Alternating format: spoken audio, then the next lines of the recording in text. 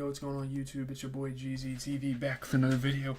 And in this video, we are going to be talking about all the good games from Sunday, November 17th. I unfortunately lost my fantasy week. We could still talk about, like 4 games that happened tonight. Let's just start it off with the Suns and the Timberwolves. The day started off with a fucking bang here. Amazing game. What a fucking shot from Julius Randle. He hits a 3 at the buzzer. He lifts the Timberwolves over Devin Booker and the Suns. They win by 3. Really good win for the Timberwolves. They've had a somewhat lackluster start to the season. I mean, they're still a good team around the league. Sorry if I start lagging. That's going to be normal around here. But it's cool, man. It's cool to see them steal a game like that. Julius Randle hit a buzzer-beating 3-pointer to cap his amazing scoring night. He played really well, and it's been really cool to see him kind of mesh and try to mold himself into that system where you already have one of the best scorers in the NBA in Anthony Edwards. And it's cool. Julius Randle dropped the guy. I mean, he hit a huge shot. Obviously, Jaden McDaniels had a nasty dunk on Mason Plumlee. The Suns came up short, but you also have to give credit to Devin Booker. He had an amazing performance scoring-wise. Obviously, Rudy Gobert played some really good defense throughout the game for the Timberwolves. He had a couple of good plays. This was a fun game, and these are two teams that are very much playoff caliber, and it would be really fun to see them meet each other in the playoffs. Just kind of looking at the Suns, I mean, I don't know. Tyus Jones, 13 points, 11 assists. He shot 50%. Devin Booker put up 44. There really wasn't much else going on for the team, though. They have a lot of really weird players starting. Like, I'm not sure why Ryan Dunn is starting when you have guys like Royce O'Neal, Josh Okogie, Monte Morris, Grayson Allen. Like, when you have guys like that off the bench, why are we starting Ryan Dunn? I don't even understand it. And then you have Mason Plumlee and Yusuf Nurkic starting at the same time. There's a lot of weird experimentation. There's a lot of weird rotational problems going on with the Suns right now. And it's I don't know. It's something. Obviously, again, Julius Randle, 35 points. He shot 55%. He played phenomenal. Rudy Gobert had 11 points, 10 rebounds, shooting 50%. You get a 24-point performance for Anthony Edwards, so those three really mesh together. It's kind of going to become the big three for the Minnesota Timberwolves. As we move on into the Heat and the Pacers, Miles Turner scores 34. The Pacers avenge Friday's loss to Miami. They win by 9 today. Obviously, that's kind of the fun part about back-to-back sometimes, is that you can get used to them, like evaluate stuff in the game before and be able to win. So yeah, Miles Turner probably had one of, if not his best game of the season. Shout out to him. Great stuff for Benedict Mathurin, scoring the ball, rebounding the ball. He played really well. Good win. Yeah, I mean, Benedict Mathurin he's quite the crafty player. He played really well this game. Shout out to him. This was a pretty fun game. Tyrese Halliburton was hitting some threes. Obi Toppin, he's going to be the high flyer. He's going to be the guy you throw the ball anywhere and he's going to go up. I think that's a really dope quality to have out of him. Tyler Hero continues to play really fucking good this season, and I'm mad that not more people are talking about it. He was hitting tough shots despite a loss. But just looking at things, Bam Adebayo put up 24 for the Miami Heat. He shot 50%. Tyler Hero, 28 points. 7 for 11 from 3. Just the efficiency from behind the arc has been amazing. 20 points for Duncan Robinson off the bench. He shot 60%. Why is Haywood Highsmith starting? Again, you have so many guys off the bench. Jaime Jaquez Jr., Nikola Jovic, Josh Richardson, Duncan Robinson. You have all these type of guys, and you decide to start Hayden Highsmith. I guess he fits the playing style of like a Jimmy Butler more. I don't understand it. It's very strange. Some of the decisions these teams have been making recently. Again, I'm lagging. I apologize. Jesus, this internet sucks. Oh my god, I hate this fucking internet. I might as well hide my face because I'm just going to keep lagging and buffering. But looking around here at some of the other games, we can get into the Hawks and Trailblazers. That was a good game.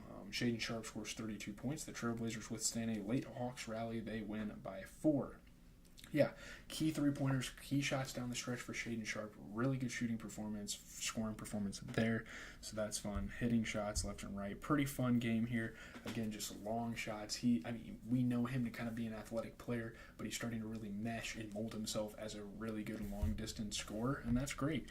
Speaking of long-distance scorers, obviously Trae Young was making it tough, and he was hitting some momentum shots down the stretch too. Delano Banton was hitting some tough shots. It was fun. This is a pretty decent game. Just kind of looking at the Hawks here. I know I'm kind of flipping through games, but Jalen Johnson put up 25 points. He shot 50% from 3. you get a 29-point performance for Trae Young, who shot 50% overall as well. And then Onyeka Okongwu had 11 points, 11 rebounds off the bench. And this is kind of a problem we've seen out of the Hawks with a guy like Clint Capella not being as good of a scoring option.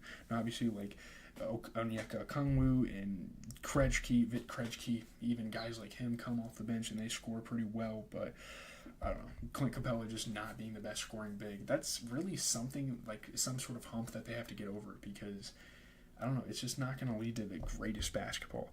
Looking at the Trailblazers, though, 32 points for Shaedon Sharpe. I mean, that's damn near all they needed.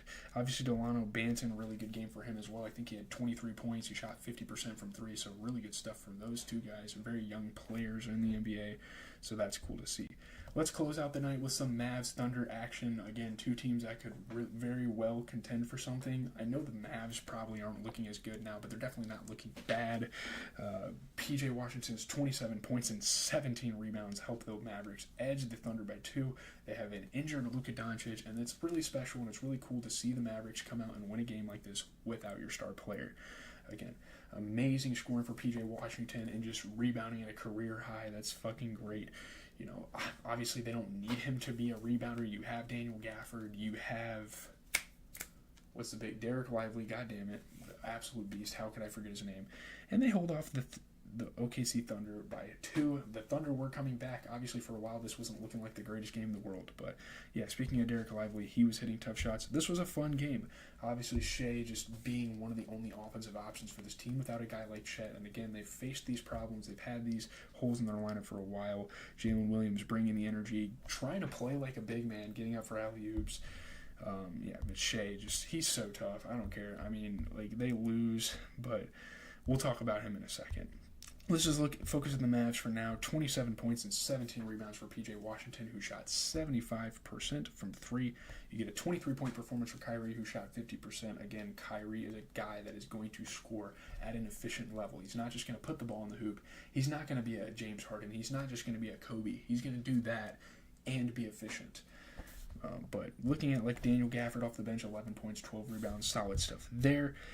The Thunder, again, they really just have J-Dub and Shea, and that kind of sucks. You know, J-Dub put up 27, he shot 50% from 3. Shea put up 36, he made his only 3 of the game. But, like, you have guys like Isaiah Joe coming in there, and there's no knock towards him. Obviously, they can try guys like Kenrick Williams, and they can try guys like even Dylan Jones off the bench, who's kind of an up-and-coming guy that they've been trying out. But I don't know. They just don't have that depth when Chet isn't on the court. They haven't even gotten to try out Isaiah Hartenstein, who's not on the court either. So, looking at some of the Monday stuff, there should be some decent games. I'm kind of looking here. I don't know. I mean, Magic Suns, that'll be a really fun one. I think the Warriors Clippers, that'll be a 9:30 NBA TV game. Those will be a couple of fun games. But I'm out. Just updates on the channel, I think, for the next, 50 or so minutes to an hour. I'm probably going to work on editing this NFL recap video. Hopefully I can get it out for you guys. I'm going to have to try to get it out before this week ends. I know that's really shitty of me to be so bad at releasing these videos, but hopefully soon we can do that.